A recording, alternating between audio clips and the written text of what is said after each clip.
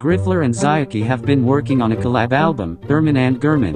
Zayaki is a little frustrated because he has to wait for Griffler to get home from work, but he wants he to wait until they have time to record together. Meanwhile, Griffler is stressed from work, so he can barely focus on the music at all. Zayaki was frustrated that Griffler mainly had parts on the album, when he didn't even have some songs. He was so angry that he fled to the United Kingdom and now manages the Liverpool soccer team. Griffler is also kind of sad because his best friend is gone. He misses Zayaki a lot.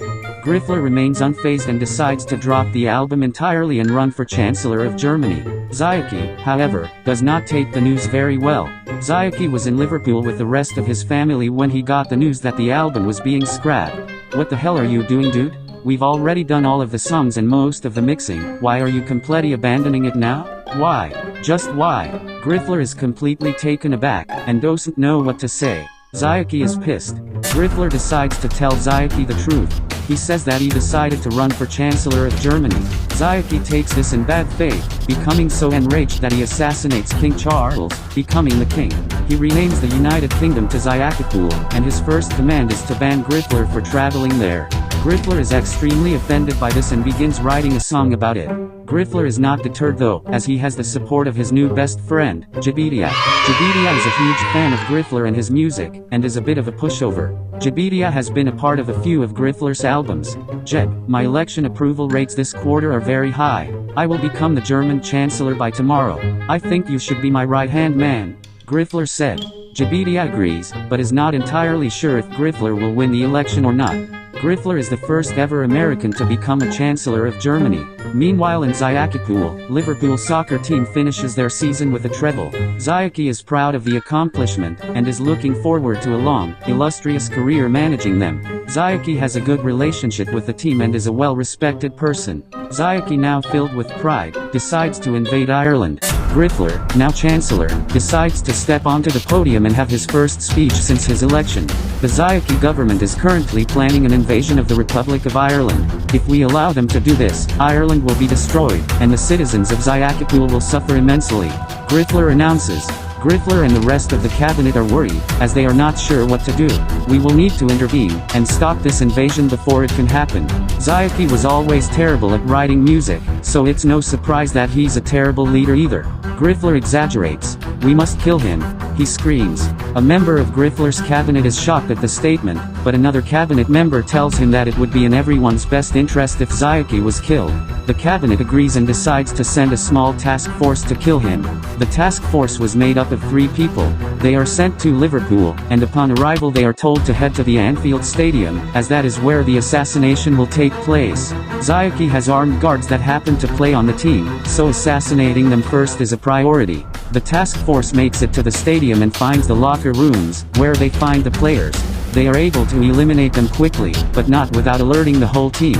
Zayaki is furious, but is not willing to risk the safety of the citizens of his country. Meanwhile at the top seats in Anfield, Griffler and Jed, who happens to be an experienced sniper, have a perfect angle to eliminate Trent Alexander-Arnold, star Liverpool player. "Take the shot, Jed." Trent is the captain of the team, and is known for his amazing skills. Jed takes the shot, and it hits the back of his head. Zayaki is horrified. He knows that the task force is only getting started. The task force then enters the stands, and the crowd goes wild. They start killing the innocent bystanders, and Zayaki can do nothing but watch in horror. The task force eventually reaches Zayaki, but not before Griffler calls off the attack due to the civilian casualty rates. The expedition ends with Zayaki escaping on the Livermobile, manned by Virgil van Dijk. After the failure, Griffler realizes he should probably start writing songs again. He starts writing songs about his recent adventures. Griffler has become a well-known politician. People all over the world have started taking notice of him and his work. One day, while playing with his guitar, Griffler is approached by an unknown man. "Hi, my name is Eminem."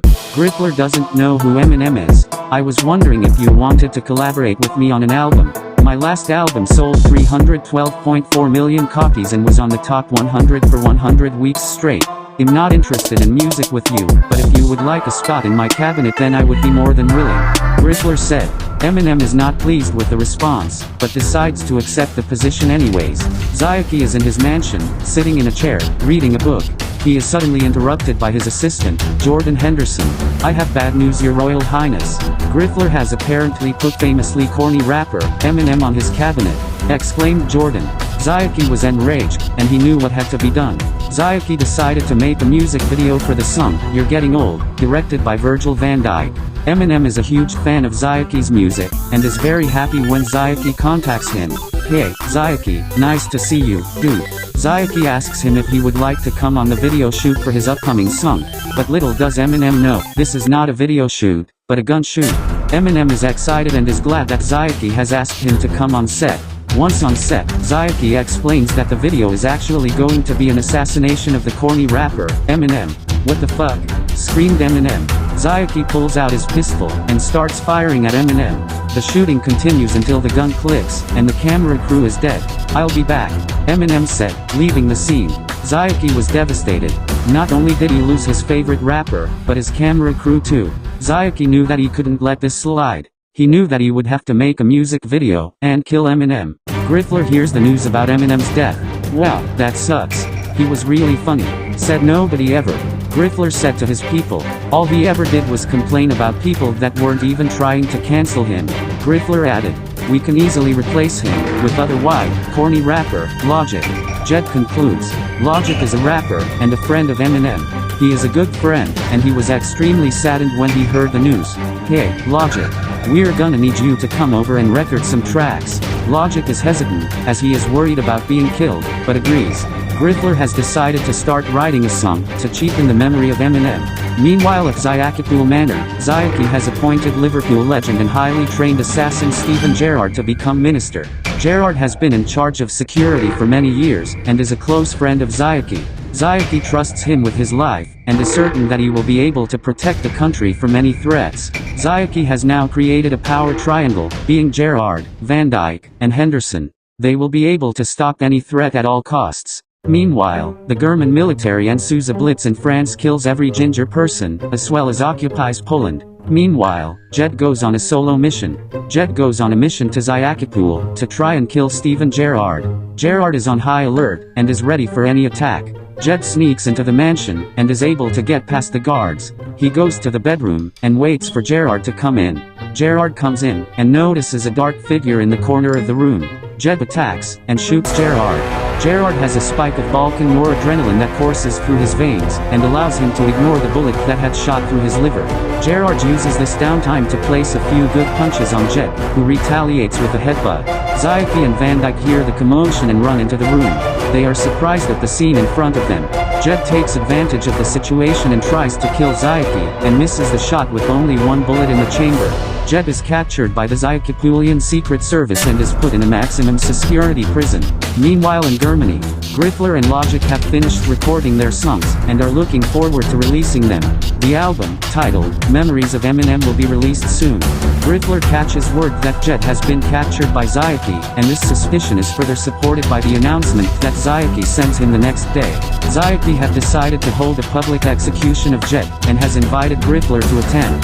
Griffler does not accept the offer.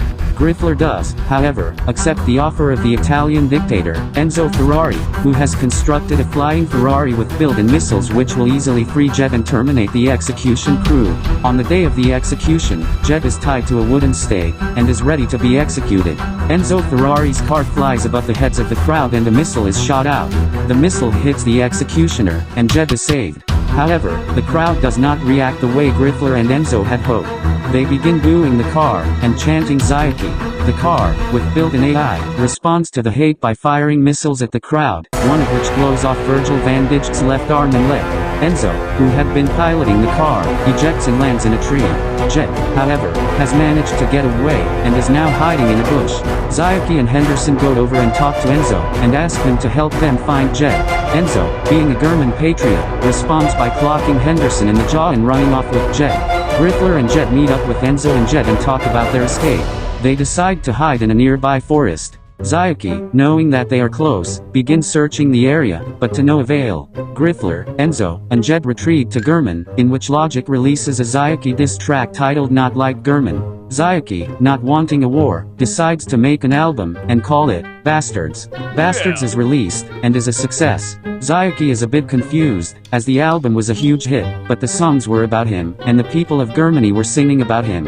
Zyaki and his entourage begin a tour of Germany, and perform at a small festival. After the performance, Zyaki is approached by a fan, who is holding a gun. But this is no fan, it is Griffler. Griffler, with a quickness, draws his gun and shoots Zyaki, who is unable to react in time. The bullets hit Zyaki, and he falls to the ground. Logic and Enzo start kicking him while he's down, as Jed live streams directly to the citizens of Zyakipul. Jed cries out, "Is this what your leader has come to?" But right before Zyaki reaches death, Gerard rushes into the scene and pushes the Ghermins back. Zyaki is rushed to a safe house in Zyakipul hospital, and survives, with the help of a defibrillator. He is rushed to a safe house, and is told to never return to Ghermland as the country is not safe for him anymore. Zyaki, not wanting to put his citizens in danger, complies, and swears to never go back. In Zyakipul, Zyaki begins to work on his first album since 2021, which was titled A Dozen, which features DJ Javi and $sign Yannick, and this is Eminem and Logic, as well as calling Griffler a terrible leader.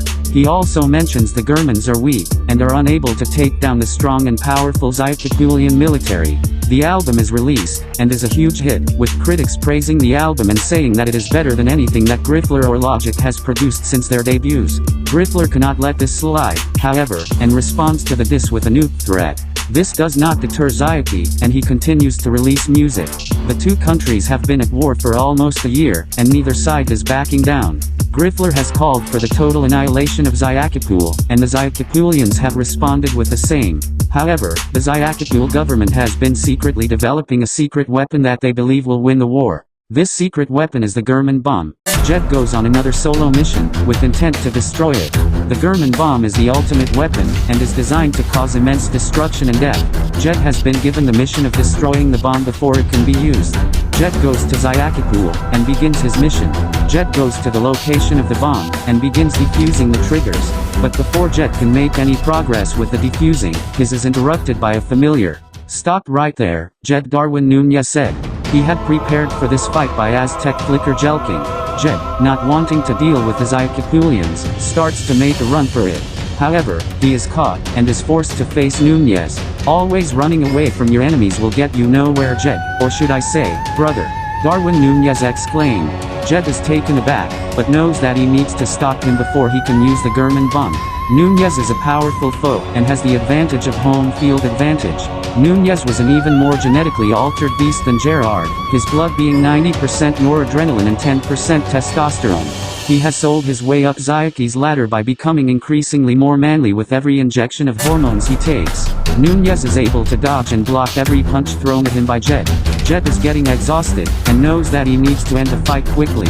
Jed is able to catch Nunez off guard, and lands a few good punches, but it is futile to the masculine apex predator build that is Darwin Nunez. But right before Nunez kills Jed, he has a few more words to say to him. He says, "Why do you fight against us? You could have joined us, and became a hero. Join us, and we can help you defeat Griffler, and you can rule Germany alongside me. But I realize now the arguing with you will only lead to my end, which is why you have to die." Darwin then grips both sides of Jed's chest and rips him evenly in two halves. When Griffler gets the news that Nunez had marked Jed, he was devastated, but did not let his death ruin him, as he had one plan left, which was to reason with Zyaki. Griffler travels to the Anfield Stadium and meets Zyaki. "So you are accepting defeat, huh? You just wanted to come here and admit it away from your people?" Zyaki asked. "Zyaki, I am not here to beg. I am here to reason with you. We can come to a compromise. We don't have to be enemies, we can stop the war, and finish our album." Griffler says, "Our album? Ermin and Ghermin? You really want to bring it back? Ermin. No more war. No more pain. Just Ermin and Ghermin." Zyaki concludes.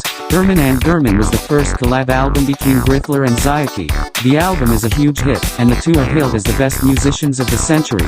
Ermin and Ghermin, despite only having 11 songs, is one of the highest-selling albums of all time.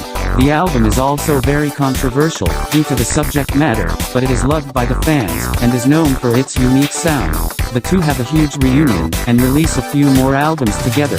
Zyaki and Griffler had become a force to be reckoned with, and the world was happy that they had come to an agreement.